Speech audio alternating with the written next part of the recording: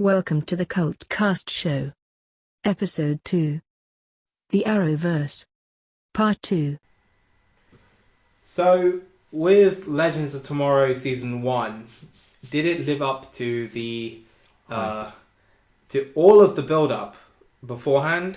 There was a lot of hype and a lot of press for this movie series, and I think it was kind of, okay, I'm going to be very candid. Like, Legends of Tomorrow is the most flawed series, possibly one of the most flawed series on television this year. And the reason for that is it didn't really have a clue what it was doing. And it had a good kind of concept. It was taken loosely from the comics, the idea of traveling through time and preventing Vandal Savage, who was anything but savage. It was possibly the worst villain ever on television. And it's probably the worst comic book villain since Jim Carrey was the Riddler. And I don't think Vandal Savage I don't think it's so much the character from the comics, just the portrayal in this and just how he just felt really soft and not really menacing. No. And the thing is, it's like, it never really made sense how he was immortal, but he was going to be killed, and like, it never made sense why they had to go certain points in time and they couldn't kill him just any time. I think they tried to explain it, that the points in time that they were going to try and kill Vandal Savage was the points in time when his power was at its weakest. Okay, let's just, I'm going to be very honest, we could talk about the time travel logic, the Oculus Rift, God fucking knows what that was at the end. It was like the idea that there's no such thing as fate, but as soon as they destroyed this thing, there was free will. But I mean, as free will, there was no such thing as free will. Everything was fated. But then as soon as they destroyed the Oculus Rift, nothing changed all of a sudden, and it was like, what? And it was just, it really, and then it was like, nothing changed after they just. Yeah, but they destroyed the Oculus Rift, but then they can now go anywhere they want, and they can go and change things. But then it's like, how does the Oculus Rift control fate? And maybe it's like what I was saying to you about the time travel in X-Men. That's how time snaps back into place, because everything is set on a course, and that course is the Oculus Rift. So by destroying the Oculus Rift, you're now free to go where you want, when you want, and how you want. Well, the snapback thing is fine, but then it's just like, although if this is going up before that podcast, you might not spoilers. Listen to breaking the full four. So listen to that podcast. Listen to that podcast for that debate on X-Men. But the thing is, like, it's just not. There's no logic to, and it's like, there's MacGuffins, right? And it feels like the writers of Legends of Tomorrow watched the worst episodes of Doctor Who and then thought, let's do. Obviously, they took the Avengers side of all these, like.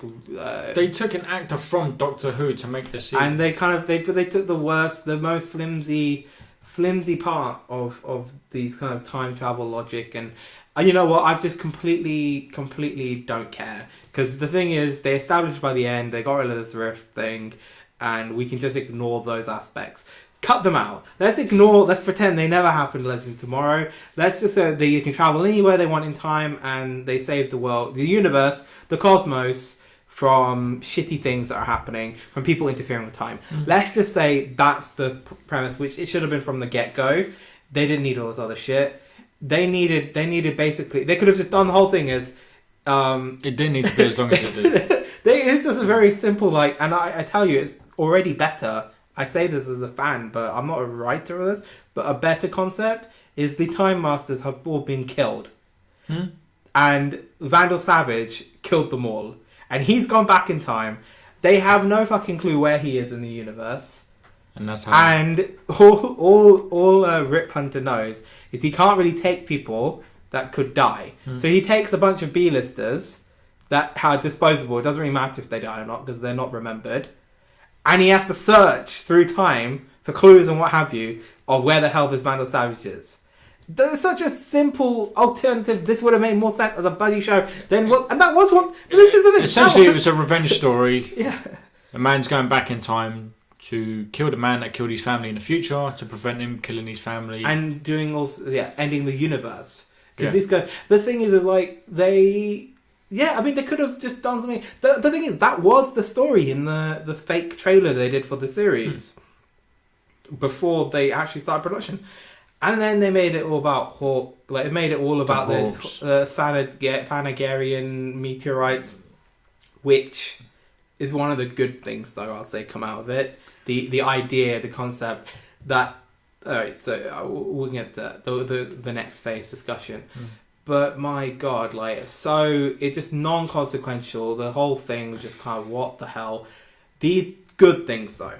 There's not bad. It did start very strong. I mean, there's a scene in the pilot. I think it's Brandon Routh who plays the Atom, Ray Palmer. I think he's having a heart-to-heart with Rip Hunter after they've all been told what the situation is.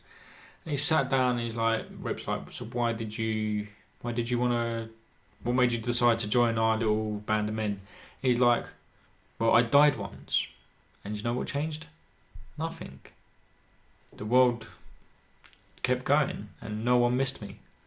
And you know what? That was a little bit heartbreaking. And like Brandon Routh in this season, he's been the best part of Legends of Tomorrow. Mm-hmm. He's been the strongest out of all the performers and the characters. He's had the most to do though in terms of his I think, well, not most, his character. If anyone's had the most to do, it's been the bird that plays Kendra. She's a barista.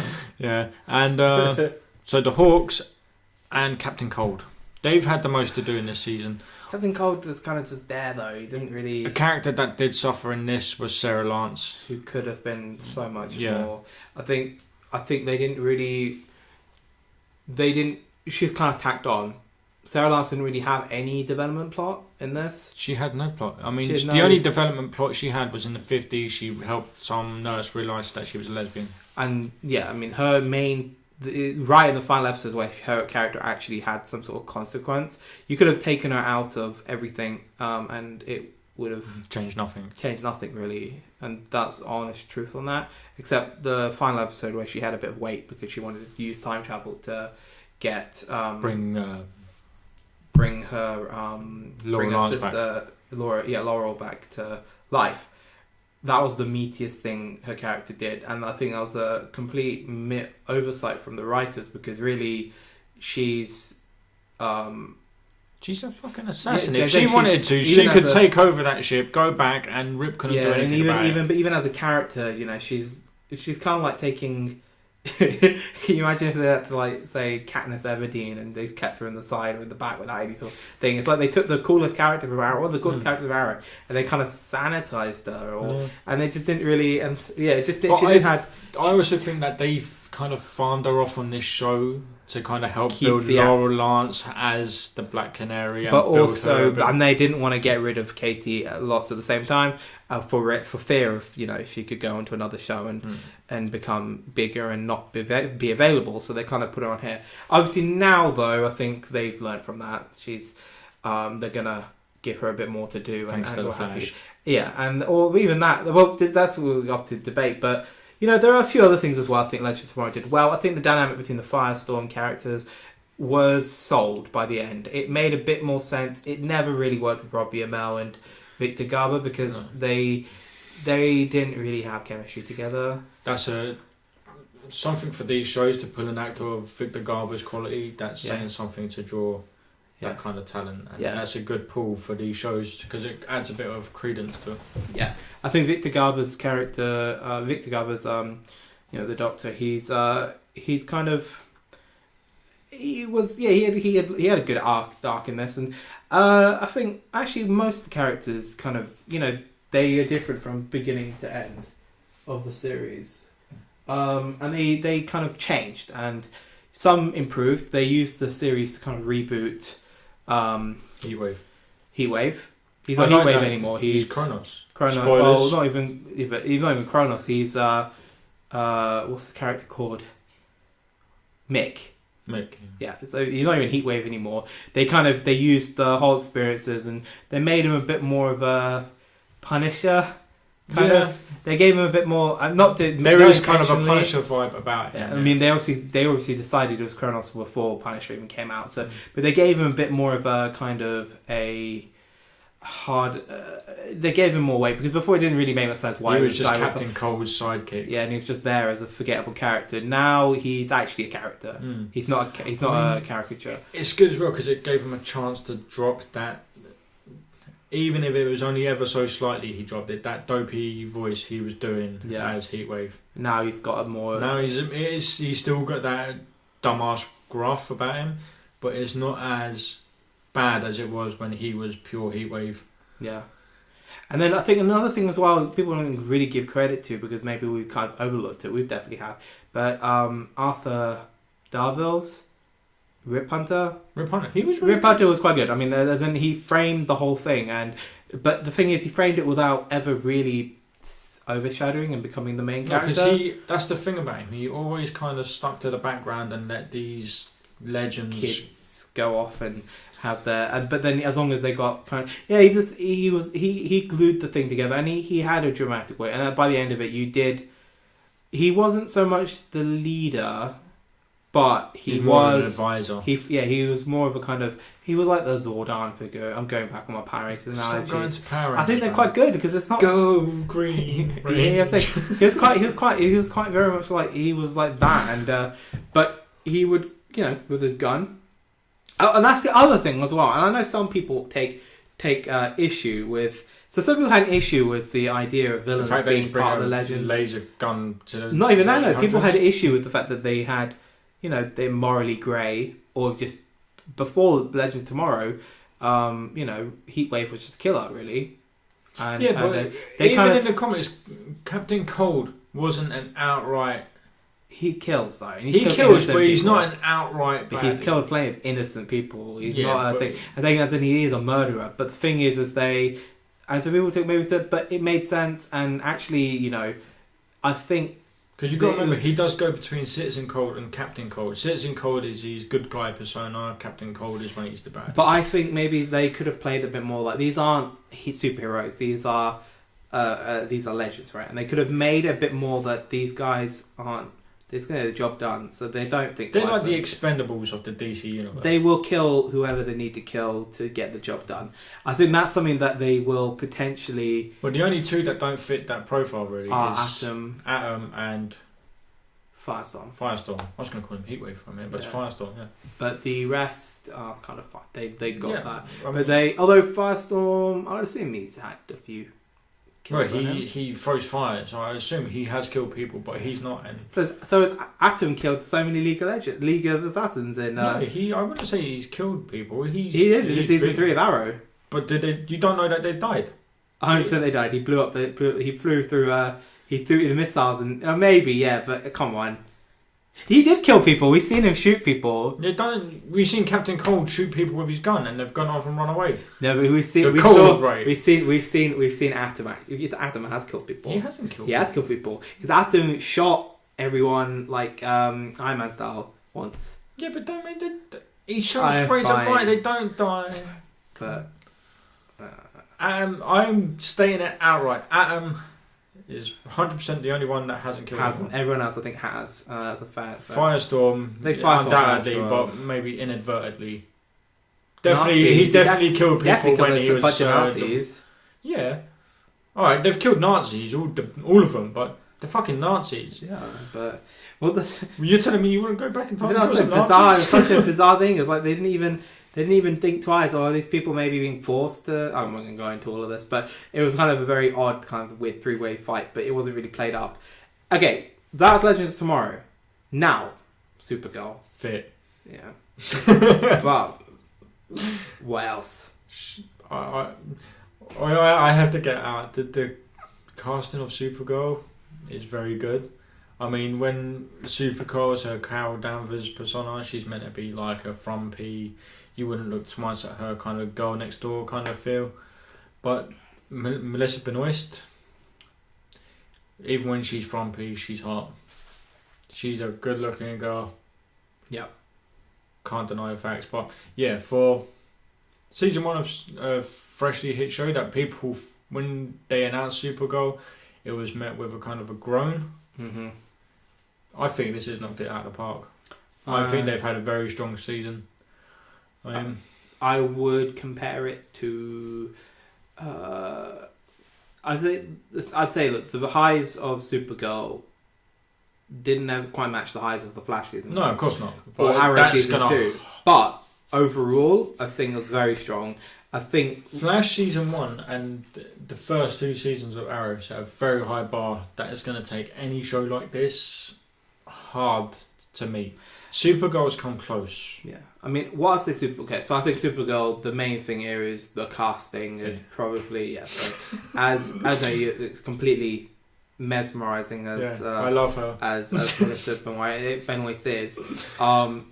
If she wasn't pulling the dramatic weight with it, then you'd just go, fat her out and actually gone, yeah, and then that's it really. And then but she actually was actually selling the role. Yeah. Without a doubt, she's the best of the. I think there are other supporting casts which are really good as well, but she leads the show and she's definitely. Well, she's the lead character. Sometimes though, supporting casts need to be there. I think for her, they're add-ons. They're great to add, but they're not really that thing. Then the next 2 best things on the show are Kat. Yeah, and getting Ally McBeal in that role, that's awesome. Yeah, that's like perfect casting. And then I would say don't say Jimmy Olsen. No. Martian Manhunter. Yes, awesome. And that was obviously that I think is a great kind of counter, bit more reserved, bit more of a kind of father figure to Supergirl without being to the all both that. of them. Yeah, So and then another thing I think really worked is the sisters angle. It's very. I've not really seen anything really quite like that on television. To an extent, the later episode or later seasons of Buffy. I was gonna say Buffy, yeah, but even then it was kind of like Buffy was always the. She was always an older sister. She was always the powerful one anyway, right? And yeah, it's kind of here where I mean, it's kind of. I thought that was different twist on the whole, Clark and his father role. It's kind of here it was with the sister, and I think we're gonna get this is gonna go ahead to jump into the next thing. But I think spoilers again. We're gonna get that when Jerome comes back. Yeah, it's gonna be like Clark and Park Kent. Yeah, I mean, okay. So one thing I think really Supergirl really did well is it established the universe. It established a world that kind of we're only in like a chapter already in a book that started off screen, and this is just a chunk of the wider Kryptonians Earth storyline, right? That was always a risk. I thought it kind of was, even having Superman in this world didn't really. I felt it kind of cheapened the concept. I'll say they could have just done it. What if Clark never made it to Earth in this universe? They could have done something different. And what if Supergirl is looking for... Okay, I'm going to say this is the thing, and now thinking on it, because I'll go there, but... You've got me on the edge of my seat now, Dylan. What if she came to Earth, there is no Clark, right? Yeah. And so she just has to take the mantle, and then as the last episode happened, Clark's ship arrives. finally actually landed. That could be... If they just changed that, or maybe someone will do some sort of edit, right? They could do it, and that would be how they tied it with end finale. Yeah, a Kryptonian ship does land in National City. They could have, well, obviously there's loads of speculation which will come into Phase 4 chat. They could have done. I think it's 4 chat. Nice, because we corrected ourselves. Remember? No, I think but next phase is Phase 4. Oh yeah, cool. Yeah. No, next phase is Phase 3 because we're talking Phase 2. So Phase 1 is Arrow on its own. Phase 2 is Arrow and the Flash. Yeah. Phase 3 is this last year. Fuck. And Phase 4 is going to be the... Fine. Yeah. So what I thought Supergirl kind of... Yeah, it did this universe, and I think it did a convincing job. Some things better than others. I think Krypton was kind of weak. I didn't really give 2 shits about it. Really weird. It didn't look right. I think Krypton looked better in Man of Steel. Not even Man of Steel. Krypton looked better in You didn't see Krypton in Smallville? Yeah, we did. You did. Really? Yeah, you did see it. I wouldn't say it looked better, but you definitely saw the capital. It was in the little candle. Yeah, you. Yeah, but it's in the glass bottle. You can't count that shit. You saw that. I think. I wouldn't say Man of Steel was the best Krypton either. I don't know. Just Krypton. You can't say the Dick Donner Krypton was the best Krypton. That was ridiculous. Marlon Brando walking around in a I don't think shiny silver jumpsuit. No, Krypton Man of Steel has kind of nailed. Krypton's always looked shit, so I'm not going to even pretend. But it looked fine. We're going to fall out, Dijei. What? We're going to fall out, Dijei. I know, it's just always looked rubbish. I think the TV series pilot that they're filming in a couple of weeks. Oh my god! Actually called Krypton. I really hope Krypton, the series Krypton, which is it's going to look like it does in Supergirl. No, I think Krypton's meant to be a prequel to Man of Steel. It's going to be about Jor-El's grandfather. Yeah, but I think it's going to be a prequel to Man of Steel. It's by the people at David Goyer. It's David Goyer, but it takes place 2 generations before Jor-El. Yeah, but I think it's going to be it's going to be just open. It's not going to tell you if it's before. It's not going to tell you if it's before Man of Steel. They've already said when the storyline is happening. Yeah, but they tell you when, but not going to tell you if it's in canon with Man of Steel or with Supergirl. They'll just leave it. They'll leave it vague. Like, I'm going to say this other thing. Caprica, remember that series? It was a prequel to Battlestar Galactica. It never actually explicitly said this was a prequel to Battlestar Galactica. But you knew it. Well, it lined up because it was Will Adama's fight, but it was like it didn't explicitly say it, because if it built up and went on for 10 seasons, they could do something else entirely. Just saying, it never really explicitly tied links between them. There are really no references between them. Very different backstory. The backstory in the Battlestar Galactica was different to the Caprica. Just saying, it's like it didn't tie up completely. They kind of keep it vague, so it can do its own thing. That's what Krypton could be. But I hope that's the more convincing version. Here, I think that shit kind of weighted it down. I think one thing it executed amazingly, which better than anything, was the Fortress of Solitude.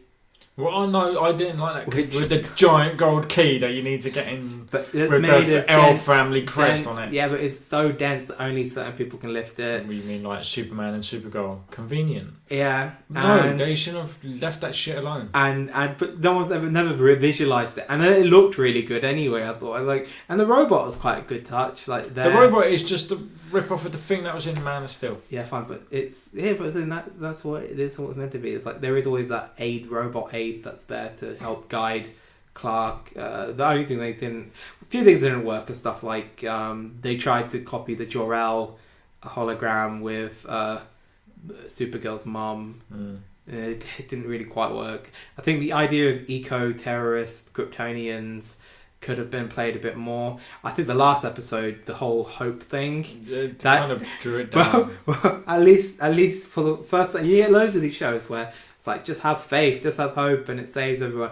Even Smallville's final episode of the same shit. But this is the only time ever in the history of the shows I've watched like this where they scientifically explained that if you inspire hope, it does something in the brain, like a neuron. It activates something, and that counters the. I heard the word medulla oblongata thrown in there somewhere. Oh, it's just like what? But at least I give it respect. It explained that.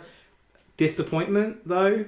Yeah, I think is that last battle. I know they explained it that all the Kryptonians are on the ship, and you never play all your cards, because if they brought all of those Kryptonians out and there was a mega battle, which they probably Supergirl and the Martian Manhunter would have got their ass handed to it. Yeah, but even if they brought all of them out and they were doing some crazy ass like all around them doing laser eye things and what have you, even if they do all that, it would just upstage where they probably want to go. They've got 22 episodes next year to do next season, so they'll save it. Like, I think it was good. It was good ending. It was very kind of I think another thing Supergirl did really, really well is the action sequences. Now, I don't think the CGI was oddly, even though it's got a bigger budget than the Flash, I think Supergirl generally was quite good CGI, but it didn't. There was nothing particularly like mind blowing with it, but the flight was the best flight I've seen. Even better. I think they've just put her up on a crane and got her to pose. No, it's just visual effect. She's on green screen. Yeah, whole thing green screen. Because I've seen like set photos of her up on a crane. Yeah, maybe like that stuff. But when she's flying in the like flying and the landing. She's on the green screen, and they've scanned her from every single angle her flying. So they I can like the way you doing a hand right there. Yeah. Okay. So they put that in every single angle. They've recorded her, and so they can just plop it in. Yeah. But they so that's kind of. I think the one thing that some people maybe were like, what? They did a Man of Steel style punching. Yeah, no, but you got to think these people. Fly and punch. She's a Kryptonian. She's an alien. If she's gonna hit something, it's gonna stay hit. Yeah, but not they frame for frame more or less took. All it is they flipped with it. The fight with Non. Yeah, when she's flying through she whacks at one and they goes took for the building. and she goes. Yeah, I mean, I kind of I think. Sometimes maybe they overdo the power a little because I think that's just a little bit of a homage, if you like, to the Man of Steel. It was a reference to Man of Steel. But I also like the little reference they put in there to Superman 3 when Supergirl, she's taken over by the red kryptonite and she's sitting in the bar and she's got a little bowl of peanuts, she's flicking them, she's making the bottles shower. I like. Yeah, they're quite a few cute little references to things that kind of only fans really kind of get, and that's good. Like, I like that. It's like a little throwback. It's like, yeah, we're acknowledging. Well, obviously, casting had Helen Slater, Laura Vandervoort, who plays. Oh, of course, she was Supergirl in Thingy. She's playing Brainiac in this, and I think that's not Brainiac. Is it? She's Indigo is Brainiac 6, but didn't want to be called Brainiac 6 anymore. Or whatever, and so said, "Look, I'm a woman." Like, changed it. I think she's not gone. No way. She got ripped in two by the Martian. Yeah, but she's not gone though. And he stamped on her head. Yeah, she's not gone though. She's software. She's not gone. There's no way they'll get the problem. Laura Vandervoort is she's on a show already in Canada called Bitten. Is that the werewolf thing? Which she produces. So she's busy doing that. But there's films in Vancouver. Now it's all a bit closer. This was in LA though. Was it season 1 was filmed in LA, yeah. So she could only join it after she finished filming Bitten season 4 or 3, whatever. So maybe she'll come on a bit more in an extended role. I think they laid potential for her to be more of a villain. There is a backstory, which they hinted, like she's responsible for what happened to those 20. She's responsible for Kara actually, for exiting the Phantom Zone. Or something. It was thrown in there as a thing, like as a reference. Like, you don't know what happened, like how you got found all of a sudden, right? It's because of me or something. She says it's the line. It's the one line of dialogue, but it changes. It potentially gives her. So she's coming back. I don't know if she'll come back for an arc. Definitely not season longer than.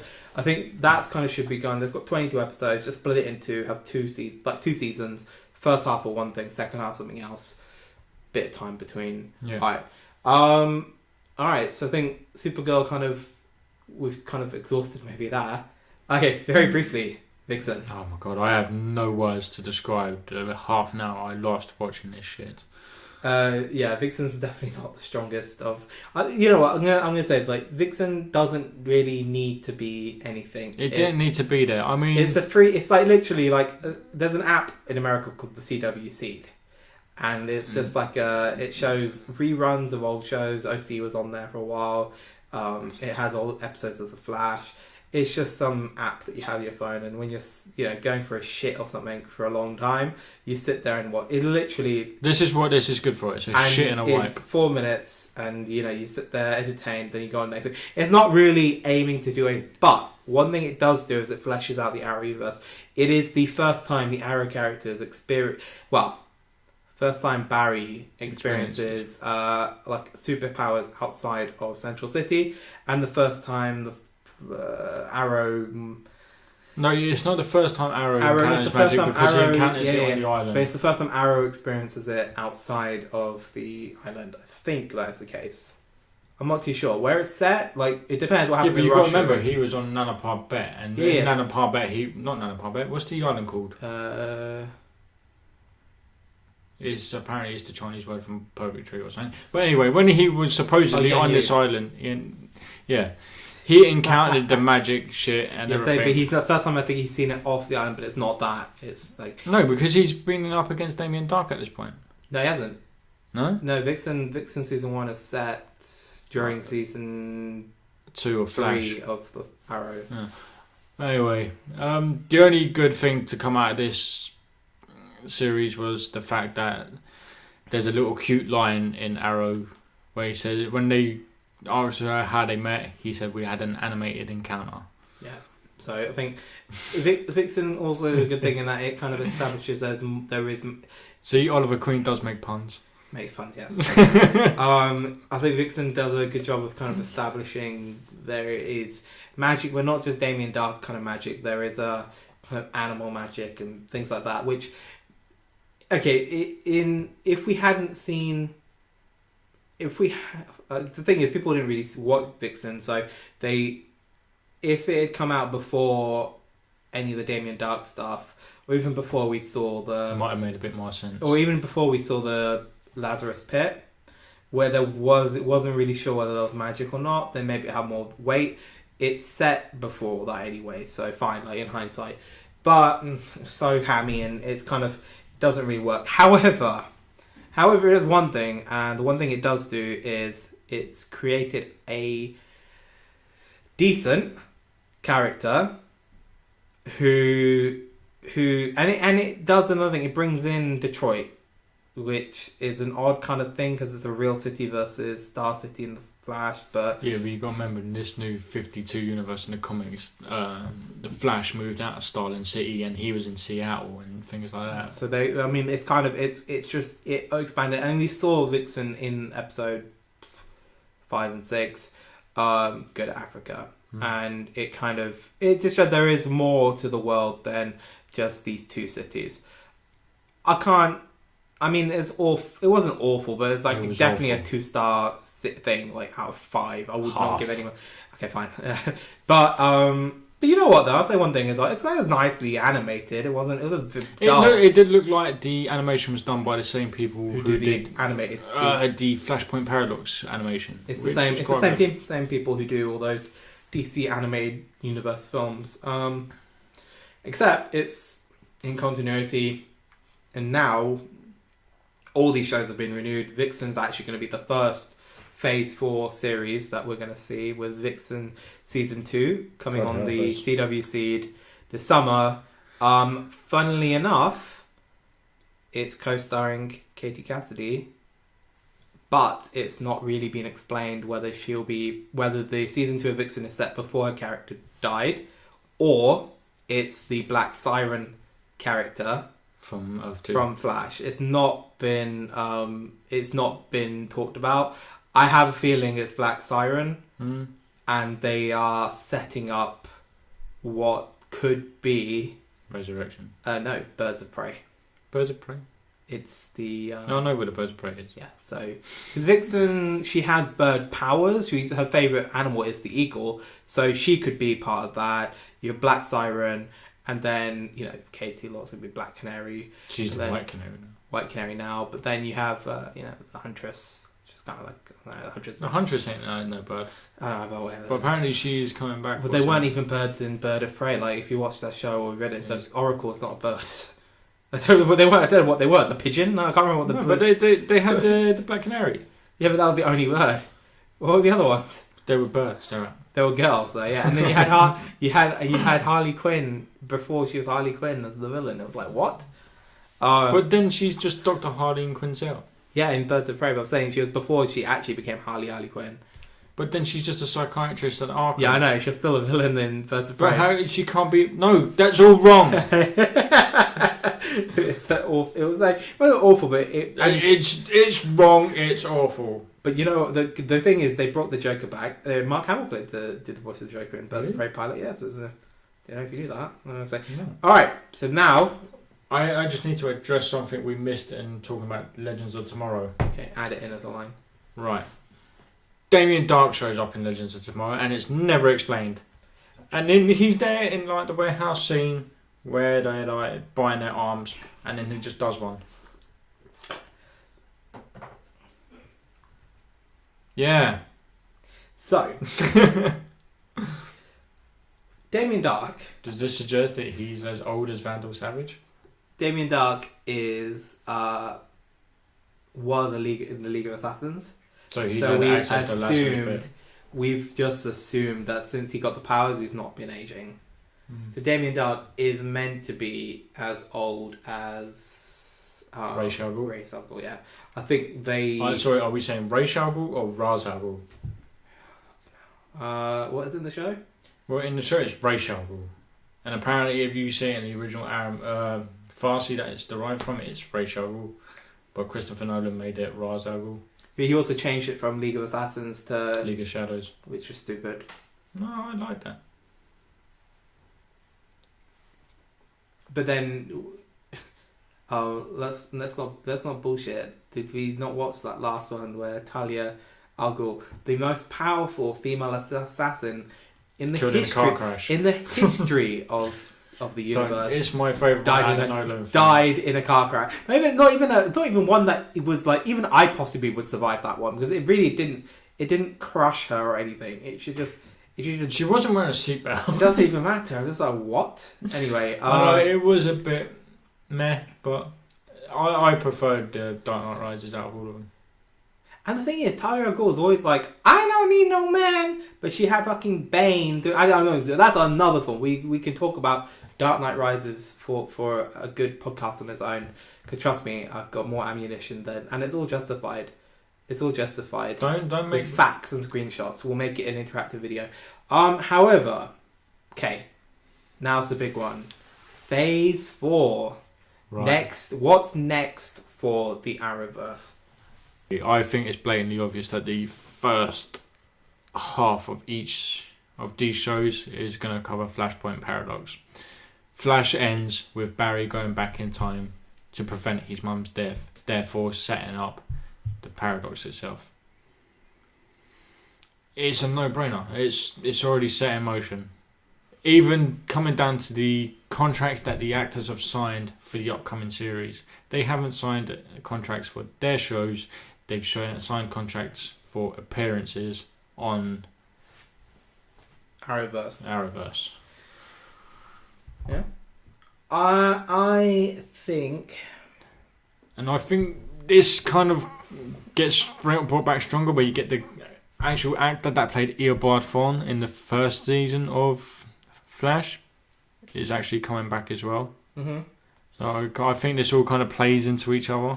I'm going to say something different. So I think the Flash is going to be obviously Flashpoint Paradox, and that it will have, just for the first few episodes of the Flash, not the whole season, but the first. I'm not saying the whole season. So I'm saying up into the mid-season break. Maybe, or even Flash kind of split. They all split into 3, so maybe the first up until December. Those episodes, the first 8 or so. I think it will be the Flash in 5 months, like the Paradox. But I think it will be contained within the Flash, because I think he's going to try and undo that or whatever. Because he has to realise what he's done, and that encompasses the whole of the Arrowverse. Yeah, I think we will see in the Flash Arrow, and we will see Legends of Tomorrow, not Supergirl yet. No, I do. But we will see all of these other things, right? But we won't see them in their own shows. And I have a feeling that it's kind of, if you imagine it staggered, the Flash season 3 first part is kind of before all the other things. And it will just be contained within that. I don't see Arrow, and the reason I say I don't see Arrow, specifically Arrow, doing a Flashpoint thing, because it didn't happen in Arrow. And there are plenty of people who watch Arrow who don't watch The Flash. And there are plenty of people who watch Supergirl who don't watch. There are more people who watch Supergirl than... no, because Supergirl's ratings dropped. But more people watch the first episode of Supergirl than... Yeah, it was the highest primary of the last season. And even when it tailed off, 6-7 million viewers, that's still more than The Flash is 4. Or 3 to 4. So it's like, I think they won't risk that, because they're in a kind of today's, they wouldn't want to devalue whatever they spent 4 years doing. But they've spent all this time building an integrated universe, and they can. Well, I think the Flash, we will see all that, and he'll go back and change it, and then Arrow. I think when Arrow starts, because you notice it when you watch the shows. When the Flash goes back in time and changes something, you notice it in Arrow. And when the Legends change something in time, you notice it in Flash and Arrow. But I don't think we have. Yeah, you do. It's slight things, but you're the actual one that pointed it out to me. Yeah, I don't think it's as dramatic a thing. And this is a major event. The only major thing that I'd say because it was in Arrow, like the second part of the crossover, where, by the way, on the Blu-ray, the crossover, so the Arrow season 4 box set has the Flash episode in it, and Flash has Arrow in it because it affects the show. That's within the storyline, and I just don't see them. They just risk that kind of if they undo all Arrow's time. I think what's going to happen, Arrow's going to start up, and it's going to be as if nothing happened in Flash. Because if you think about it, those characters have been none the wiser anyway. So whatever the Flash does to undo, which he does anyway, he undoes the paradox. There are a few changes, but only he is aware of them anyway. It will. Anyone within that Speed Force is aware of anything but that's changed. It will just it will just continue as I think, because the thing is, Arrow. So we're talking about Flash, but I think that's the initial. I don't really know what Flash's big bad's going to be. I don't have a clue on that. It could be Gorilla Grodd. They've not really left any hints. The big thing is this Flashpoint paradox, but then the villain isn't so much a villain; it's more of the situation that he's got to get out. No, the villain is Eobard Thawne.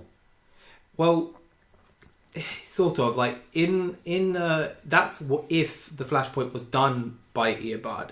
No, because Flash created the Flashpoint himself. No, Eobard Thawne just in the recent version of it, it's not the Rebirth. It was done by. It's done by. You don't know. He doesn't know. He just wakes up, and he meets his mum. No, because in the books, it's the Flash creates the Flashpoint by going back and stopping Reverse Flash from killing his mum. But in the movie, the most recent DC film, he stops the intruder killing his mum. Yeah, even though in the most recent DC film, he didn't do it. He didn't do it himself. What most recent DC? The animated one. Which one? There's a movie that came out last year called Flashpoint Paradox. Yeah, I've watched it. Yeah, he didn't do it himself. Yeah, he did it. He doesn't remember how he did it. It's explained through the story that the Flashpoint has happened by him going back and changing the events that led to him. Wasn't he made to change it by Eobard Thawne? No. Oh, I don't know then. I've got my own head on this. I thought because by going back in time, Barry doesn't have the accident in the lab, which causes him to become the Flash, because he's no longer on that path of he needs to search for his I know all that.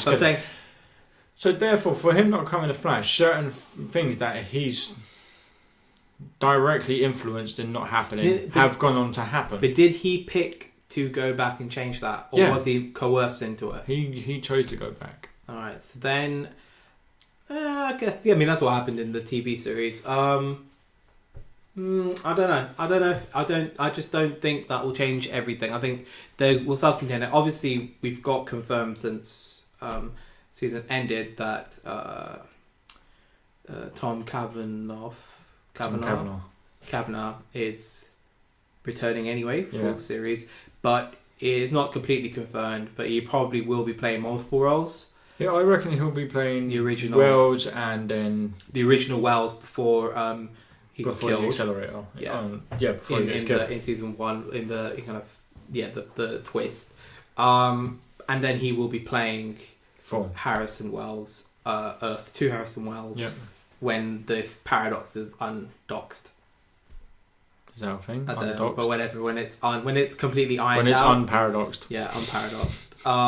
And the reason I'm 100% certain they're going to go back to that is because they've created. There's so much more they can do with it, and they've set up a few things on that. It's just it just doesn't make any sort of sense why they would get rid of it. The paradox is what they could do though is have Flash somehow navigating between both. The world where his mother. There's no rule that because if he goes back and stops his mum getting killed, Yes. He never grows up to be the young man on a mission. He never goes on to have the accident in the lab when the particle accelerator explodes the thing, so he doesn't get the Speed Force. Well, here's the thing, right? So he was made... The particle accelerator explosion was it was a particle acceleration. It was artificially done anyway. Yeah, the particle accelerator exploding was part of the reason he got the power, but the other reason was it was staged. The lightning and the lightning was staged though. You've missed the plot point. So Harrison Wells Harrison Wells, fake Harrison Wells in season 1. Don't know what we call him. Was it Eobard Thawne? Eobard Thawne, that's the one. He staged the lightning. He planned the lightning there. He didn't plan on Barry being covered in chemicals when the lightning struck him. Yeah, he did. He had to create the Flash. Yeah, but he couldn't have. He did. No. And this is the thing. If people forget, he did. The whole thing. That's why he had CCTV camera of the thing happening of the lightning, and he was monitoring Barry. He knew when the accelerator was going to explode because he staged it, and he knew the lightning. He staged the whole thing. And the liquid had nothing to do with it. It wasn't the liquid. It was the lightning bolt that did it with the accelerator explosion. No, because it's chemicals as well. It wasn't. I think it was just he was just in the lab. Because in the comics, that's how it gets. Yeah, I think chemicals and the lightning hits, and then that's how it gets the. I think the chemicals are just to show that something was happening, that the particles were splitting up. It was staged. Eobard Thawne staged it because he needed the Flash to exist in order to go back to his own timeline. So he created the Flash anyway. So in this universe, the Flash is not a thing that happens. So it's very easy that he does whatever happens, it just happens again. But they could do this whole thing where I don't think it's really explored in the comics, but where we've seen the Flash can travel between dimensions and worlds. Dimensions, but not just like Earth 1, Earth 2, multiple Earths. Even Earths where there is no Flash. It might not even be Speed Force. Supergirl. Which happens in Supergirl, right. It's possible that he can also travel between parallel timelines. It's not let's be honest, it's not like, no, it can happen. So it's very possible that this season you could have him navigating between both. The Speed Force going between both, whatever. We don't really know what could happen. What I do see happening, though, is some sort of permanent wormhole type thing. MacGuffin, because of the Flashpoint, that permanently connects Supergirl to the Arrowverse. More than just a crossover, just something a bit more accessible. So if they ever do need her, it's there. No, this is something I was going to get at with the whole Flashpoint thing, but because it's creating worlds to collapse in on each other. I can't see Supergirl I can't see them undoing season 1. Like, they'll want that to stay. No, because season 1 wouldn't have got undone because it's a separate world outside of the timeline that Barry's changing. But whatever he's done and whatever he's causing is causing cause and effect and a reality.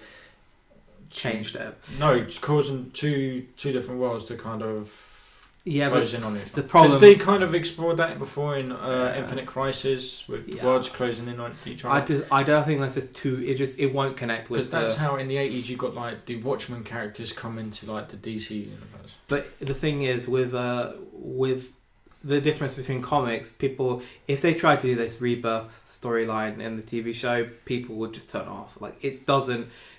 For whatever reason, comic book buyers are happy for every few years to be there. To be some ridiculous reboot. And we're talking like... I'm one of these people. We're talking the most extreme type of reboot. Like, it's just so left field and bizarre and illogical. But people, they're open to it. They can't really do that with film because there's more general audiences, and the people they just do hard numbers, right? You can't just serve general audiences. You've got to serve the fans that come through from the source material. But I just don't see like Flashpoint is the most they'll go with it. Like this whole thing, because the problem is the moment you start changing that and having now all of a sudden all these other superheroes, it then makes what the hell Superman to this? And there is no Superman in Arrow. Well, they've cast Superman. Yeah, but they're not. They're not going to have. I just don't see them having Superman. He might be in the. We'll do a crossover. He might very well appear in Arrow, but he won't have been there. Like, it's new. It's a new. Like, I just think is the moment you change all of that, then the Flash loses its thing. Like when people go back and watch the Flash, it's kind of then they're like, oh, they changed all this anyway. It's like he's not even the first metahuman. He's not even that special because he's just like they don't in today's kind of thing. They can't go back and they can do it, but I just don't think they will because it will devalue the syndication value of this show.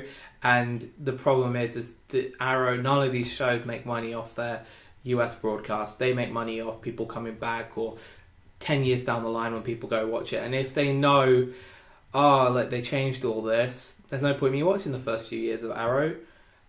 That doesn't pay the lighting bills for Warner Brothers Studios. So, and they have this problem. They have this problem with Smallville. And very honestly, Smallville splits into two things: seasons 1 to 7, and then seasons 8, 9, and 10. And TNT in America has problems because people only really want to watch. They know, people know that he went to Metropolis and he actually became a superhero. They don't give a shit about the first 7 seasons, and it devalued them. So they actually do Superman the early years, whatever the hell it's called, as a programming block, and then they had to do the Metropolis seasons, and it's called Smallville the Metropolis years. I'm like, it's devalued one more than the other, and it's just like, that's the problem when you change something up. So I can't see them. This is like next level on that. I just don't see it, but I can see within Flash, contained with Flash, they can show these things. I think Supergirl, though, is going to have some sort of... Like how Barry went into her universe, they will have her going in there.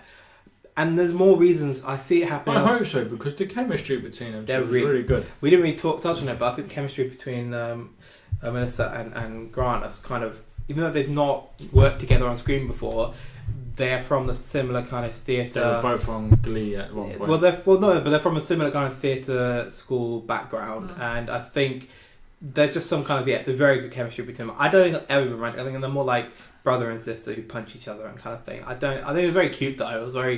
But they just naturally clicked, and it was a bizarre that crossover because it's as if they've been bodies for the whole but that's the thing, like she's like the only one where she's got Superman, but she's like the only person like her, and he's the only person like him, and they kind of find connected. But even the actors, they seem to have a really good chemistry, and that's something that they will. Maybe they're definitely gonna have some. They're gonna continue with that with the big crossover, which we'll get to.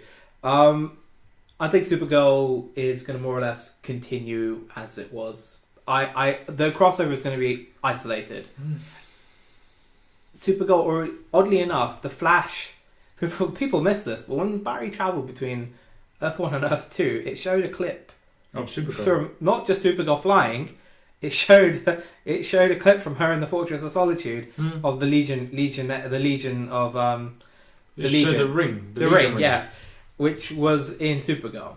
So that's kind of hinting at what maybe the crossover is going to be related JSA or Legion. The Legion of superheroes. I'm backing more JSA, as I said earlier in the. So here's kind of okay. I'm going to say when we get to what the crossover is, because there's two things the crossover could be. Legends of Tomorrow. That was probably the most surprising of the endings. Like, as in, you didn't have a point of reference for it. So, as has been confirmed, Legends of Tomorrow is going to be going back in time to talk about to show the Justice Society of America being formed. So, what was your thoughts on that?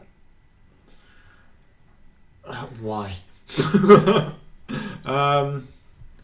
No, I think there's good ideas that can be seen in Legends of Tomorrow. It just doesn't need to be a 13 or 22 episode series. It can easily be explored within six episodes, and keep it as like a filler between their 2 mid-season breaks. But adding a couple of new characters, maybe Jonah Hex. I can't think of the fella's name, but he's been cast as one of their series regulars on there. And Vixen's also been... Yeah, Vixen's been confirmed as cast, so... it'd be good to explore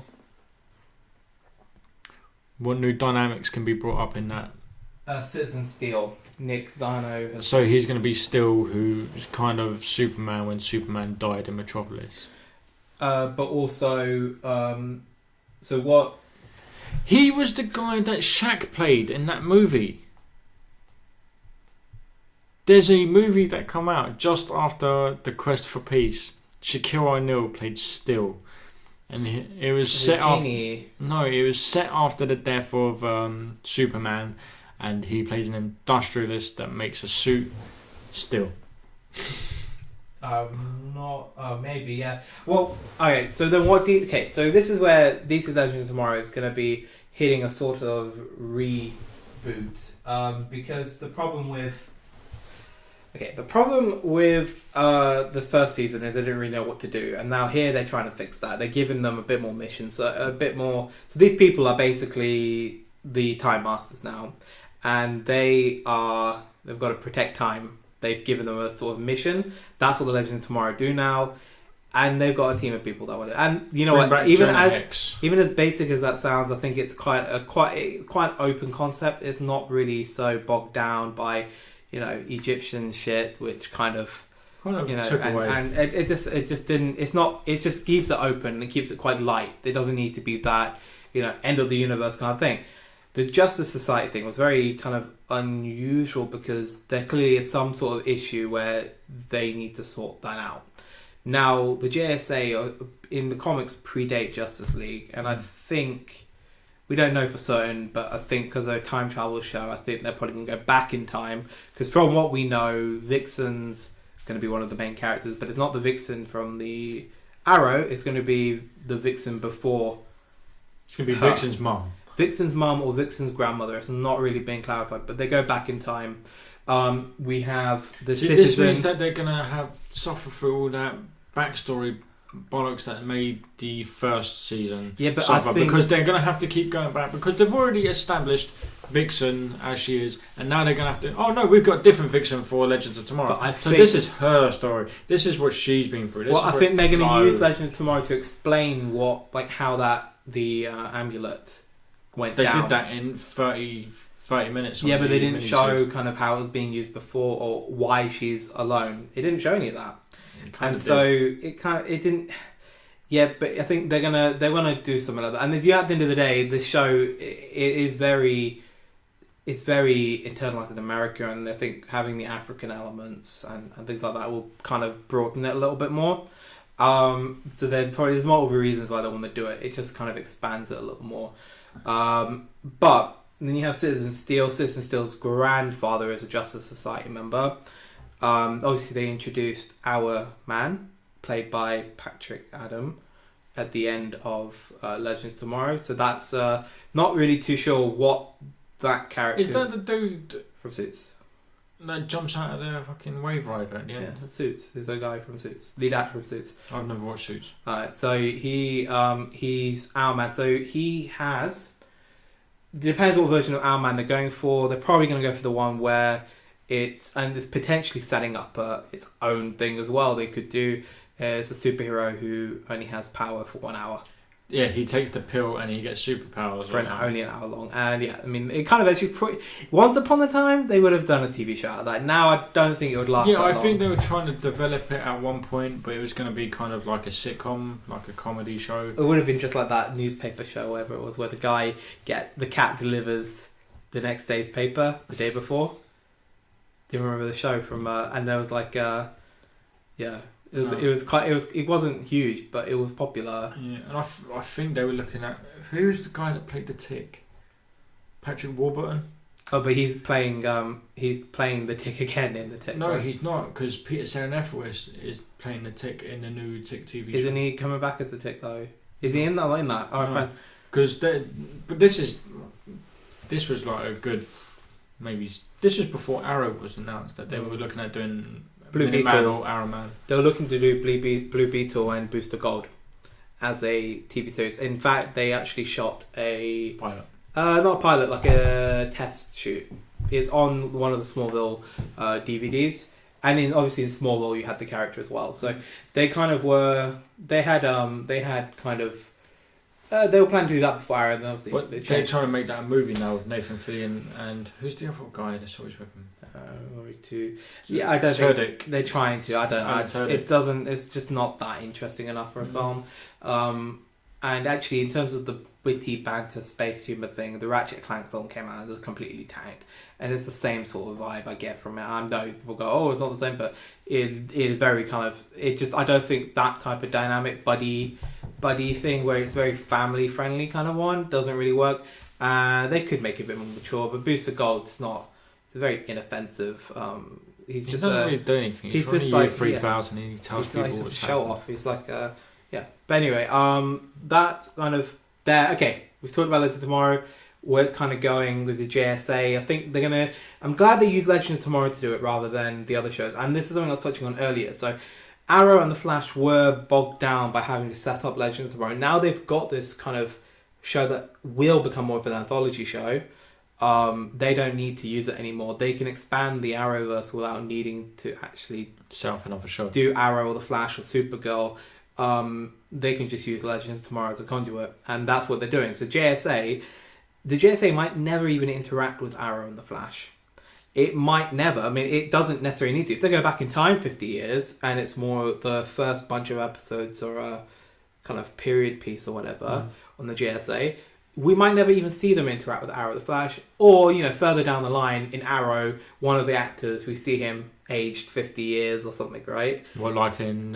Like Wildcat. They might go back and explain Wildcat now because Wildcat was a leading member of the JSA. They might have Wildcat's father, and then they explain the suit, the costume he had when he was Vigilante. They've got this obviously wild dog coming over into Arrow. We're going to Arrow and now. Vigilante. Is a Vigilante. It could No, be... there's another character that they've added is Vigilante. Yeah. Oh, okay, fine. But they could show that. They can use Legend of Tomorrow to explain all of that and really flesh out the history, and use it as a kind of to pilot certain characters, right, and see if there's something they can do with them or if it's worthwhile doing. Arrow, of course, is probably the less exciting changes happening to it, but I think Arrow Season 5 really has to step up the storytelling. It really needs to work out. This is where there's a bit of mixed messaging. So at the time of doing this podcast, there's we've heard there's been the reports that they're going back to basics. The villain's not going to be superpowered. It's going to be more like Malcolm Merlin. Not even Malcolm Merlin. No, it's going to be about drugs and That's what I mean. He wasn't super powered. He was just. He had but even not even that. Like Season 5 Arrow, there's discussion now that it's going to be about a drug cartel operation working out of Star City. So it's going back to a very kind of normal, like Narcos kind of inspired storyline, and it's not going to have magical elements and not going to have that. It's going to be back to how Season 2 was, where it really wasn't so much about the fantastical side. It was going to be more about, a city and the crimes. Like, you think like But you can still work in a character like Deathstroke and it still works. Yeah, I mean, it will obviously going to have action things in there, and they've already said there's a Vigilante. Obviously, the difference now is Team Arrow has been broken up a bit. I'm fairly certain Team Arrow, when it starts, is just going to be Green Arrow, Overwatch, which is Felicity, and Mr. Terrific. Although he won't be called that I don't yet. think he will be part of Team Arrow. If he won't have his fantastic balls, that's it. He won't. His terrific balls. He won't be super powered. But I have a feeling he will be that. He'll be like a Felicity type on the computers and the gadgets and. So the character is Curtis. He's now a lead actor on the show, so he's going to be in every episode more or less. I don't know about his husband character, but whatever. I know they've kind of killed two birds with one stone with the character because they've introduced the first openly gay character, and it's their first Dickle's black. Dickle's black, isn't he? Yeah, but they kind of got a. Yeah, I mean, again, it's another actor that they've kind of. He was around. People had heard of the actor before. He looks very familiar. Yeah, you've seen him in a few things like as a bit piece, but here's another actor that they want to latch on to, so other networks and things don't take them.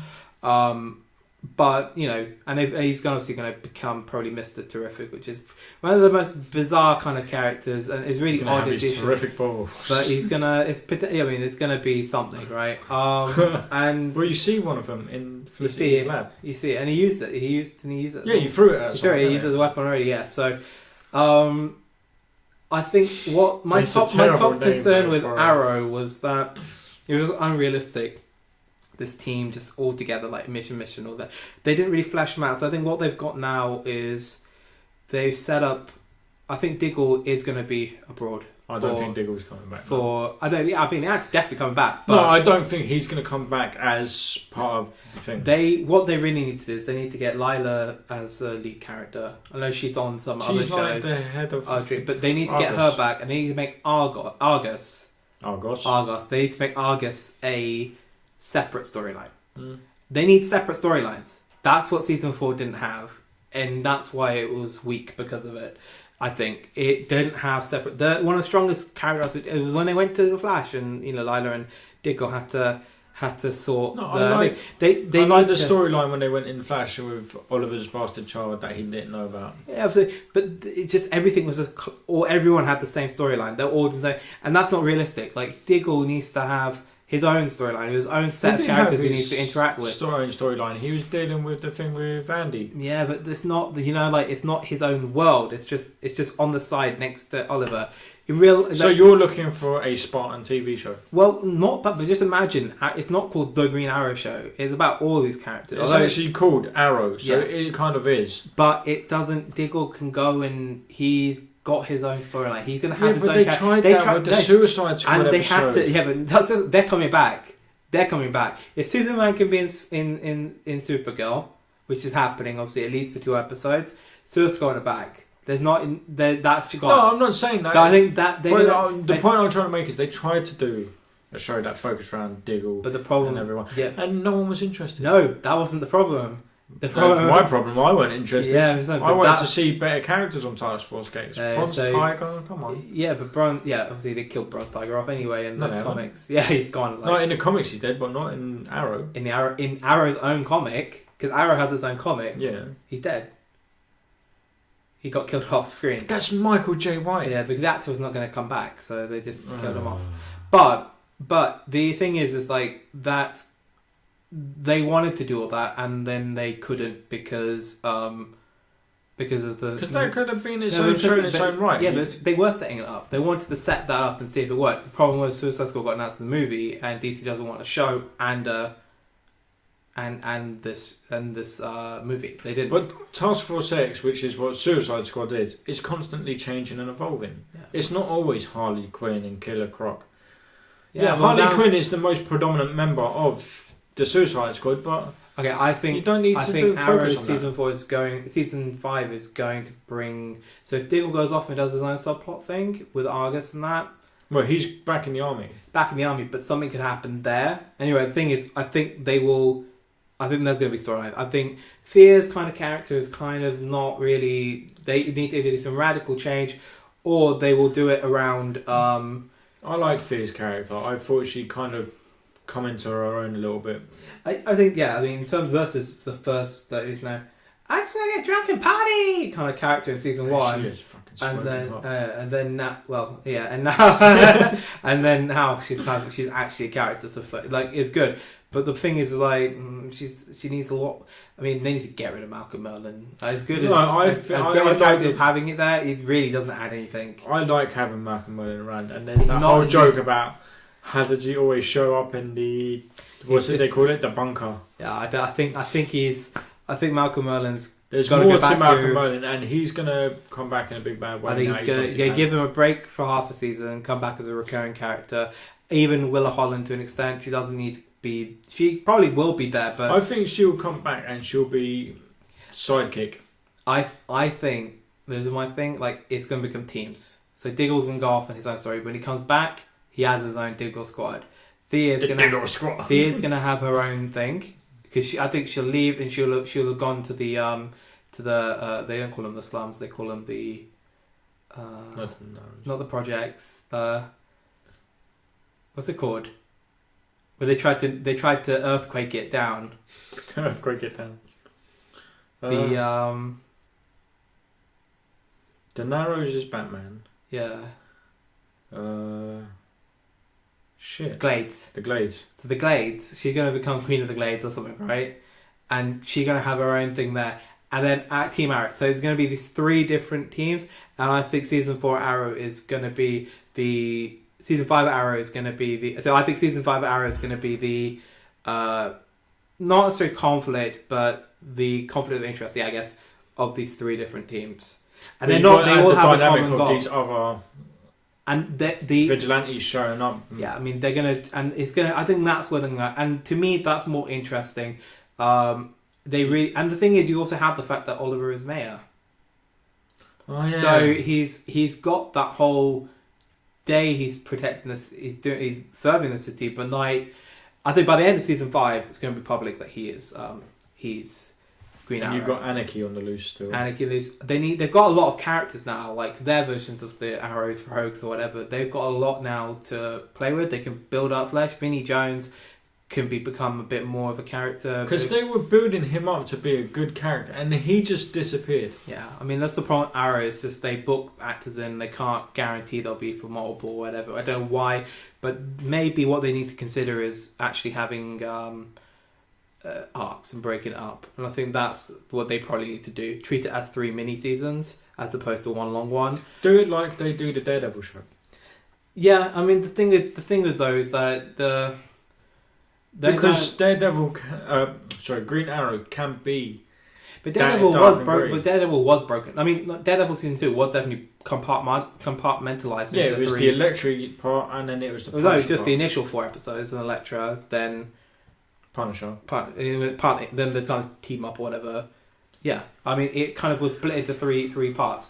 But yeah, I mean treat it a bit like that. Although I think you could use the same format that they used for Daredevil to do thing.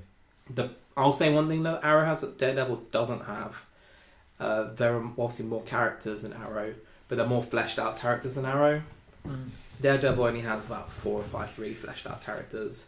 It doesn't have to worry. Whereas Arrow has at least 10 that it really needs to kind of work with and work around. So Arrow's going to be the most interesting out of the shows going forward. But of course, the big thing, and it was announced last month, and it's, we could very quickly talk about Vixen season 2. All it really needs to do is just show Vixen being Vixen.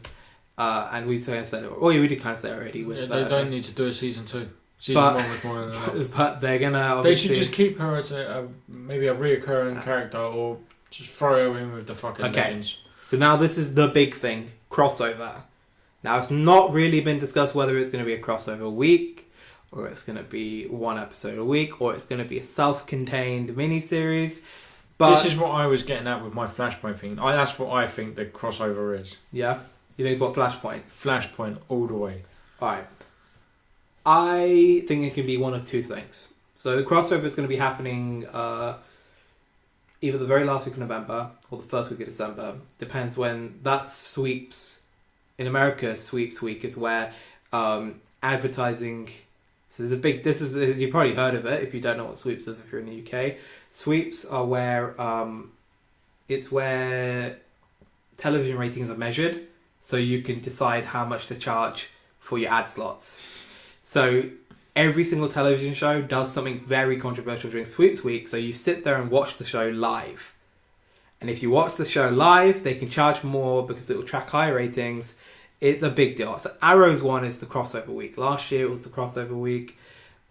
This year it's going to be that week. They don't know which week it's going to be, but all 4 of the shows, Arrow, The Flash, Legends of Tomorrow, and Supergirl, are going to be crossing over. So Mac obviously thinks it's going to be the Flashpoint. Thing is that Flash had already been on television for 8 episodes before this. I don't think Flashpoint is 8 episodes. I don't think it can last 8 episodes and then do the consequential thing. They could creatively maybe just bypass it and then show it at a later date. They could do. I mean, there's no rule on that. For me, there are 2 things I think the crossover is going to be. They could be both, but I think they're going to be one or the other. The first thing is going to be led by the Legends of Tomorrow.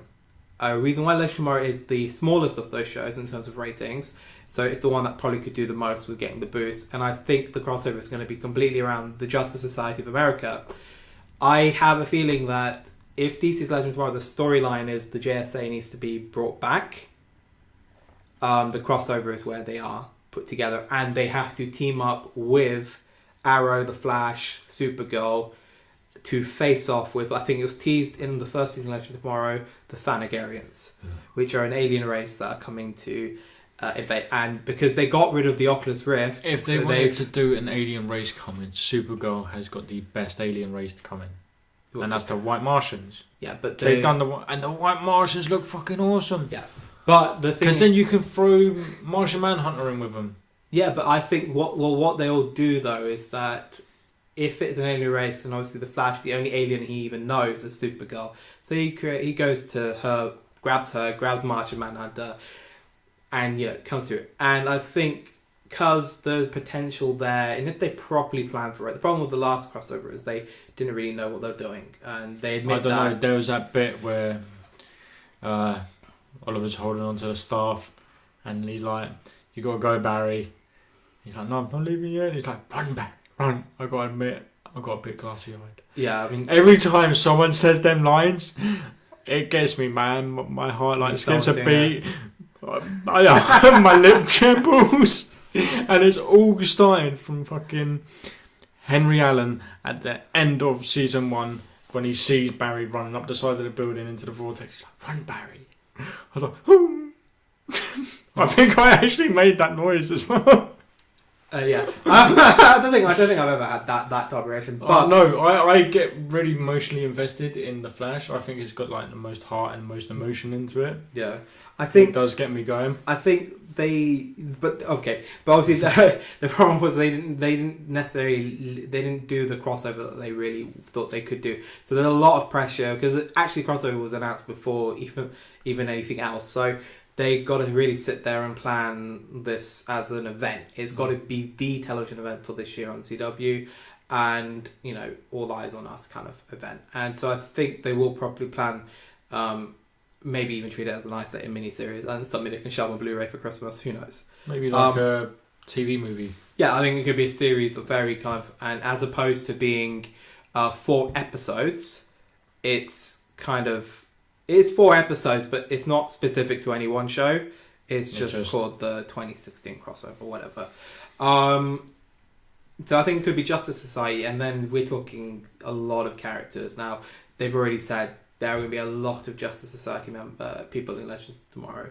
Like, we're talking a massive list of people. And now that Jeff Jones, who's involved in all these shows creatively as and the movies, he's now in charge of the movies. He's opened up the door. That's how they can get Superman and Supergirl. It pretty much suggests anything can happen. The one you're not going to see is probably Batman, because Fox are not going to let... The whole point of Gotham... You might not see Batman, but I think you're definitely going to see Nightwing. Thing is, Fox own all that, and the thing is, they are paying a lot of money for Gotham, and they've accelerated that. So Poison Ivy's gonna now become in Gotham this year. They basically Gotham season 2 finale set up. I ain't seen it. Okay, fine. No spoilers, but it's set up. You just pretty much told me Poison Ivy's gonna be. No, I'm saying no. But it sets up the Batman that we kind of all mostly know. Well, he was becoming Batman. Yeah, it's kind of, but it's now Gotham never really looked like the world of Batman. It was very grounded, and now they've set all that up. So I'm not going any more into it, but they're gonna want Batman exclusively. They want that. They'll renew that show as long as season 7 has Batman Year 1. They couldn't give a shit. Like, they'll just renew the show until then.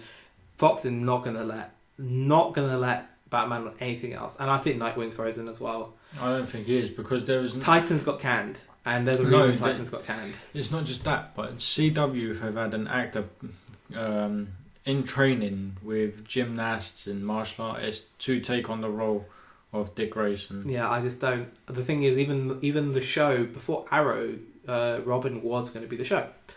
And that got kaputted. Like, because who wants to watch a show in favour of GCPD, and then GCPD obviously became Gotham. So, and oddly enough, this is not. I think Gotham became the show it is because of a podcast between Kevin Smith and Mark Bernardin, where they they talk about there's a trailer for Arkham Origins. They talk about the young Bruce Wayne growing up, and they talk about how they can make a series like that. They called it Bloodhaven Academy, where like Bruce Wayne's like the kid there, Harvey Dent is the kid there on a scholarship, and he's like Bruce's roommate and everything. They explain it a lot better than I can, but I'm gonna give an insight at the end, but we'll do it at the end because it's a complete footnote. It's very interesting on Batman though. Alright, that could be the crossover anyone was saying there. There's a second thing the crossover could be. It could be led by Supergirl, and it could be to do with this Legion ring. Although I think that will, I mean, Supergirl's next season anyway. You know what was in the capsule. Oh yeah, well, what do you think was in the capsule actually? The thing that I don't know. It's a hard call because it's obviously not going to be Kal-El because he's already established he was there. I mean, you see him fly down and join the Myriad. Could it be Connor Kent? Which is Superboy, but then that's Clark and Lois's kid, so possibly not. Yeah, it's not there. Yeah, Connor Kent, Superboy, is the son of Clark and Lois. No, he is cousin. He's another one. I thought he's another cousin. I think so. Connor L. I think Connor was in Smallville, and I can't remember what the hell he was. I'm confused. Connor Kent is the He little just boy that takes was on- teased in Superman Returns. No, but there's multiple different versions. There's like a Superboy that But the Superboy I know is the there's Clark a and Lois. Superboy that's the half half Lex Luthor, half. We didn't know about Supergirl was happening next. I had to hinted it earlier, and I completely forgot to bring it up. So Supergirl's doing a couple things, which I think are kind of quite interesting. So Supergirl, see, they got this potential. No, I want to hear you say what you think's the Okay, thing first. so we'll talk about Supergirl then. So I think the capsule is Superboy, and it's just stole my idea. it's Superboy, but it's not Clark's son because I don't think realistically he would have a son. Especially, I don't think he'd have a son. However, I think it's another Kryptonian. It's another from the House of L, or maybe a rival house or something like that. But it's somebody that Kara has to maybe mentor. Now, obviously, Superman is appearing in the first 2 episodes. I think something's going to happen to Superman, and he's going to disappear. And Kara's the only thing left. And that's why I think they have got Superman, because the thing is, I always felt he overshadowed her, because if things really went to shit, he'll be there. And that was always an issue I had with Supergirl season 1. So I think they know they're going to introduce him, but they're going to have him disappear, go away. He probably might come back for that crossover. If the Legion thing happens, it's possible he has to go to maybe the year 3000 or to another part of the universe. And if that happens, then that leaves Earth just under her protection. And that's fine. I mean, that kind of works. And then maybe this person's going to be a sidekick character. This new, it could be a girl. It's probably going to be a boy. I think they need to balance out a little bit. So, we don't really know. And then there's another potential there for spin-off. It could be, but it could be something from Project Cadmus. No one really knows. It's not. There's nothing in the comics that could be. Yeah, I mean, it could be. Jeremiah, sorry. Could be Jeremiah. It could be anything. I think realistically, it's gonna be Superboy. Do you think it could be Dean Cain coming back as Superman? It could be. Yeah, I think it's gonna be Superboy. Okay, a couple other things I think are gonna be interesting. So one of the main characters, not recurring, but could be made into a major one for season 2, is Lex Luthor's sister. Tess Marshall. No, so that's the thing. So Lex Luthor's sister was made in Smallville. So Lutessa Mercer is who was Smallville's version of Mercy Gray. It's one of probably the better original things they added really into Smallville the last few seasons. I think it was a really good idea, and she was very black and white character. She was a hero in the end. She erased Lex Luthor's memory and died. He killed her. Now, I'd say. I thought Lex Luthor died in some sort of. And here's the other twisted thing about it, right? No, he came back in the final episode. Lex Luthor was alive. He was alive in season 8. Yeah, but he was like in some sort of truck thing on life support. In the final episode, he came back. He healed his face and he came back. The actor came back as well. Because I see one, and he was like an old man, and he was like saying he had cancers and all this. And he found the cure. He got cured, and he came back. Yeah. But here's the thing that's twisted, right? He slept with his sister. Got it. It's There's a bit of Game of Thrones going on there. Cersei and Jaime. Yeah, he didn't know, obviously. So anyway, it's kind of messed up that is. Yeah. So. But it's even more messed up if she knew. She actually didn't. That's the thing. She didn't. So they've now obviously brought. They're bringing her a new kind of version of that character in, and she's going to be just as morally kind of. God knows if she's a good or baddie, but I think it's better than the guy they had for season 1. Maxwell Lord. Oh my god, what a knob! Realistic character, but come on, they overdid it and he just overstayed his welcome. I really hope it can. He had a fondness of over-explaining things, like even simple things. And he would solve the problem all of a sudden, but then it's like, you caused it in the first place. It just didn't. Thing is, by getting the he just basically fixed all of his mistakes. Like, he's the reason Kara got exposed to the red kryptonite, and he's the reason that fucking he Myriad did enough got to started. go stay in jail, but in the end, he's kind of given a thing. That's a hero's kind of welcome. He needs to be removed from the equation. That's the guy from Twilight I was talking about. Yeah, he's from Twilight. Yeah. I would say the next kind of thing that they need to. Yeah, I mean, Supergirl. They haven't announced anything yet, but I'm fairly certain we're going to see Lois Lane. If we're going to see Clark, we're going to see his wife or girlfriend. And they did say the saying, like the sister, Lynn. I can't remember her name. Lucy Lane. Lucy Lane was like, you drove me away like you drove Lois. She's talked about. She's there. I think she's we'll always see her. mentioned. We'll see her, and it's going to be interesting who they bring back to do that. Like, if it's going to be someone, Erica Durance? No, it won't be Erica Durance, but it will be. I think it's somebody who's had a role in somewhere like Superman thing. I think they'll Not, keep it. Terry Hatcher. No, Terry Hatcher though came back in Smallville to play Lois's mum. Lois's mum. In the video thing. That was a really emotional scene. I'll give them credit. It's probably the most emotional scene for the final season. But Best thing they've done was bring Christopher Reeves in. Yeah, another thing they could do as well. It's gonna be the 15th anniversary of Smallville. In Smallville, Lois's and Lucy's cousin is Chloe Sullivan, so they could do something for that. They could. I don't know if they will, but they could do something around that. You don't really know actually. They're casting a role that sounds very similar, but you don't know if it's going to be that. One thing they do need to do is tone down Jimmy Olsen, man. That guy is too smooth. Yeah, I think Jimmy's a bit of a.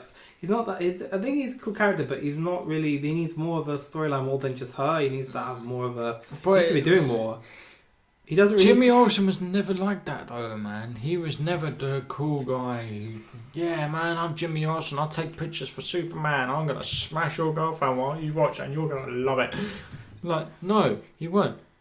Probably the closest. Jimmy Olsen was your man from Smallville. No, I think original Jimmy Olsen was like though really tacky, kind of the one from the old, old comics. He was never smooth.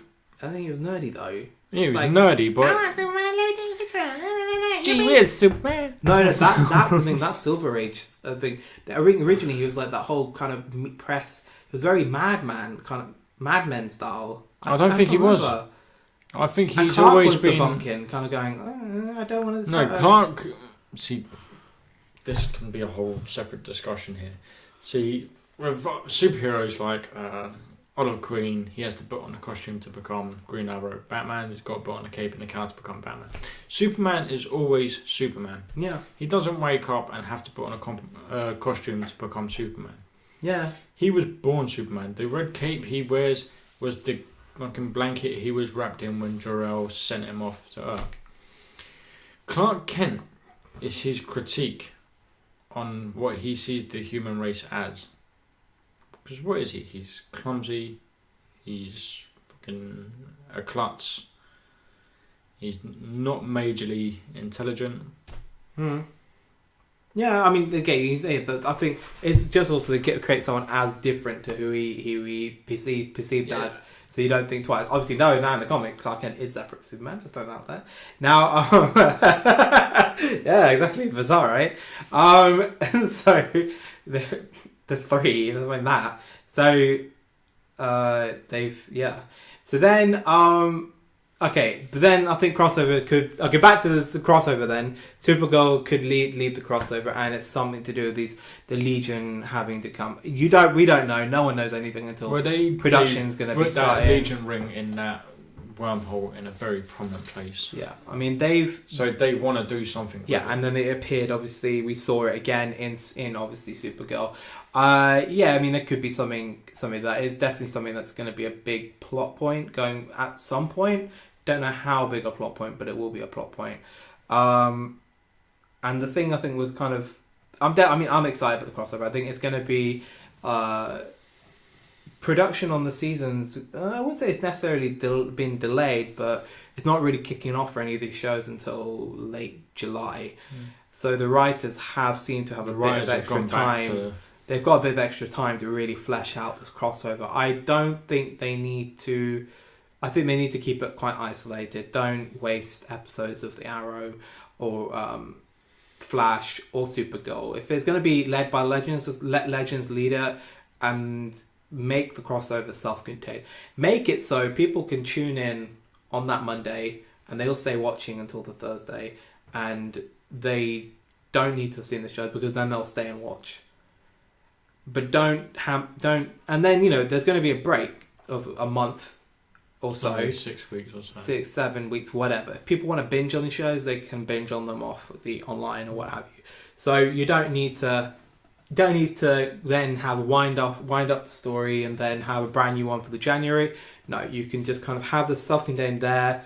Make sure it fits. That's the biggest thing. When you got a show like this, very complicated. Now, obviously, for the first time, Arrow has somebody who's in charge of continuity between the shows, the Arrowverse. Before they didn't really. They halfway through season this past. What's his name? Is it Andrew Kreisberg? No. Now they've actually got like a production assistant whose job is to make sure that all the timelines match up. They only added that person after they started filming Legend of Tomorrow, and they're like, God, we don't understand all this. So now they have someone whose job is purely that. Earn your wage, earn your pay. I've seen how much. I looked online. The production managers on these shows, they're making about 100,000. No, I mean it's not as big a thing, but it's still earn the money. Like, do something really great. Don't cock it up like some of these timeline things, which just don't make. And please don't follow the MCU because they don't really have a clue how to connect up anything. They do, you just don't understand. It's just not connected. It's just not connected. It makes sense. Only connection. You're not willing to put in work, Dijei. Yeah, but I just think it's not connected. Okay, I'm going to end now with something very interesting. I don't know, Macca knows, but I want your opinion as I say it. So, you're talking about Gotham, right? So Gotham obviously is the other show. It's the ugly stepchild in the DC television universe. There's going to be another one called Powerless that they're filming now in Vancouver. Which is just cast Vanessa Hudgens as lead actress. She plays a lawyer that goes viral after she bollocks a superhero for trashing the town while saving them. And it's all about normal people taking superheroes. It sounds very like Damage Control, which is another Marvel show that's that's what this... But this got announced before. Damage Control, yeah. I thought Damage Control got announced. No, they've been working on this for a while. Like, yeah, they've been trying to get on. They've been trying to. The whole idea of can you sue a superhero has been like, is this such a thing? But obviously, this is actually going to series for 13 episodes at least. This is a sitcom. It's filming literally next door to Arrow, so it's filming in Vancouver. You're not going to probably see any crossovers, but it would be. Because it's on NBC as well. I don't know, they could do something, but I just don't see it happening. But Gotham is the Fox one. Now, and there's also Lucifer, which is very, very not... is a DC show, but it's not really. Let's just put it on somewhere. Gotham is obviously it's doing quite well. Like, it's going to last for 7 seasons, whatever, because the ratings they seem to be stuck at where it is, and it's alright. It's working for Fox. But the show took a long time to come to television. I don't think people really know how long it took. So Gotham started in 1999, and it was a script written by Alfred Goth and I forget, I don't know, but the two people who created Smallville. And they went to Warner Brother Television and said, we want to do a Batman series. They got picked to develop a Batman television series. And they wrote this pilot, and the pilot's online as a PDF, and it was literally like kind of the idea of Gotham, but it was about the Bruce Wayne learning to become Batman. At the same time, Warner Brothers are trying to court Christopher Nolan for Batman Begins. And they were told up front, like, he won't do it if there's a competing television series I heard this story that there was a Batman TV series coming out. Christopher Nolan didn't want to do a Batman series if, as you said, there was a TV series. This is the script. This is it. But this sounds like a completely different. So then the produces this Batman script, which was literally a month before they had. I think they'd already kind of cast people and they were doing all that. They had to change it up, and they switched it into Smallville, what Smallville became, and the rest of Smallville went on for 10 years and what have you. But originally that show was meant to be Batman. So then when Smallville wrapped production in 2011... They carried on in comics. No, I mean, they continued in comics, but when Smallville wrapped production, they didn't know what to do with the sets, because they didn't destroy the Smallville sets for like a year later. And the plan was, Warner Brothers, they knew Christopher Nolan was kind of coming to an end, and while Smallville was on the air, they tried to do a show called The Graysons, and it was kind of the Batman story, but from Robin's perspective, on him being Christopher Nolan cancelled that, and they just said, look, the film department don't want to do this because it conflicts with their Batman movies. Dark Knight did quite well, obviously. Dark Knight Rises was about to start production. Got cancelled, even though the script was very well received. People thought it was a really good show. It was kind of playing on the circus vibe. It was kind of, it would have been a hit. I think it would have been a hit. And there's another series that came out called Birds of Prey, which was set in the Batman it's kind of like a live action take, and this was in 2003.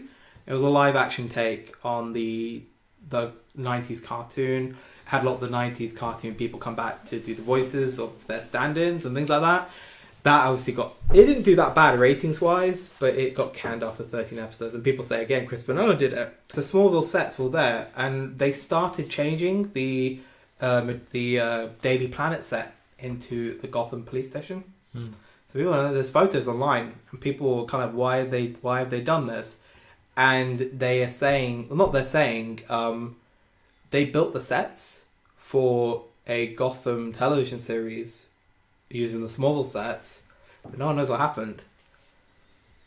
And there's a few pictures online of them. They're getting police cars that say Gotham PD, and people just never understood what happened. But anyway, it got canned, and so people have a feeling that they tried to shoot the Gotham pilot back when the Dark Knight Rises was in production, and it got cancelled again. So Gotham's had and it's more or less the same thing. It was called GCPD.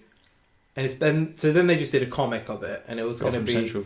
Yeah, and then it was just and then Gotham eventually got greenlit.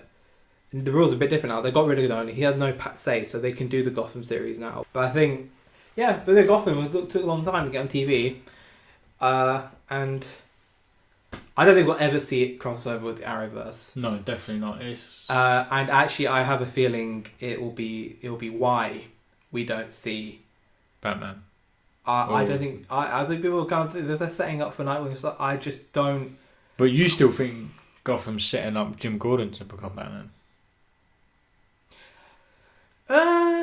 No, and I say that now because you told me this before. You're like, I think Jim Gordon's going to be the Batman. And before season 2, like this is midway through season 2. Yeah, but now he's got so much blood in his hand. He can't really. He's never going to be Batman. He could, and the thing is, they did Azrael and all the other things.